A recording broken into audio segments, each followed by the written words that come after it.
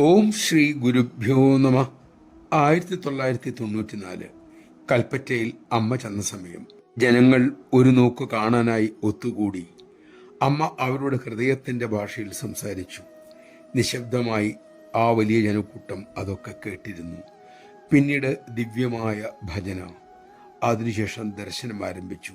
അമ്മയെ ഒന്ന് തൊടാൻ, അടുത്ത് കാണാൻ, ആ ശബ്ദം കേൾക്കാൻ നീണ്ട നിര രൂപപ്പെട്ടു. ഒടുവിൽ ദർശനവും കഴിഞ്ഞു. രാവിലെ അമ്മയും സംഘവും പുറപ്പെടാൻ തുടങ്ങുമ്പോൾ ആയിരങ്ങൾ ആ മൈതാനത്തുണ്ടായിരുന്നു. ഒരു വൃദ്ധ ചോദിച്ചു, അമ്മ നമ്മൾ നിൽക്കുന്ന ഈ വഴിയാണോ കാറിലേക്ക് പോകുന്നത്? ഒന്നുകൂടി കാണാൻ വേണ്ടിയിട്ടാണ്. ഇതുവഴി വരും എന്ന് പറഞ്ഞപ്പോൾ ആ വൃദ്ധ പറഞ്ഞു, ഈശ്വര, ഇനി എന്നാ അമ്മയൊന്ന് കാണാൻ സാധിക്കുക? നമഃശിവായ. ലോകത്ത് അമ്മ ചെല്ലുന്നിടത്തെല്ലാം തപ്ത ഹൃദയങ്ങൾ വിതിമ്പിക്കൊണ്ട് പറയുന്ന വാക്കുകളാണ്, അമ്മയെ എന്നാണ് ഇനി ഒരിക്കൽ കൂടി കാണുക. പക്ഷേ അമ്മയെ നിത്യവും കാണാൻ കഴിയുന്ന, ഇടയ്ക്കിടയ്ക്ക് ദർശിക്കാൻ കഴിയുന്നവരുടെ മഹാഭാഗ്യം തിരിച്ചറിയാൻ അവർക്ക് സാധിക്കട്ടെ.